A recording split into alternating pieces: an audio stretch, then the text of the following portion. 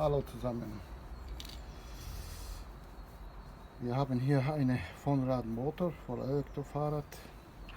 So, denn das Motor macht Geräusche, nicht viel, aber dann schauen wir, was ist da drin. Dann müssen wir alles rausnehmen. Sowas Schrauben gibt es, dann Schrauben und dann schauen wir, was ist da alles drin ist. So, dann machen wir ein bisschen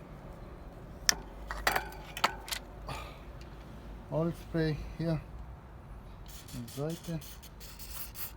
So, können wir gleich da Licht probieren. Dann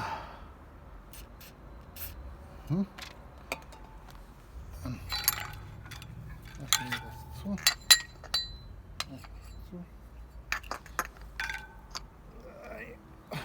Zu.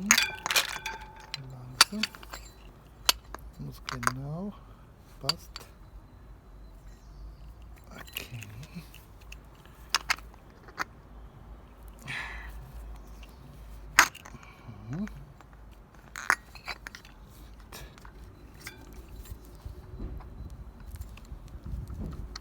Okay, das was so ist. Dann können wir auch hier ein bisschen Fett, ganz normale Fett, ne, drin machen. Ganz normal, so wie ist. Bisschen sauber. Dann neue Fett, ein bisschen, nicht viel. Dann stellen wir alles zurück. Dann das Motor muss wieder da drin. Ne? Ein bisschen schwierige Sache. Ich probiere das allein zu machen.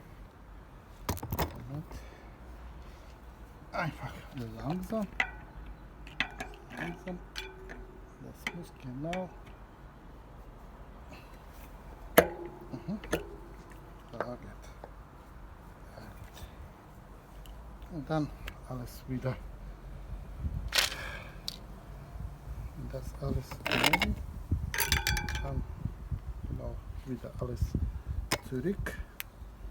Schrauben gut. Dann losfahren.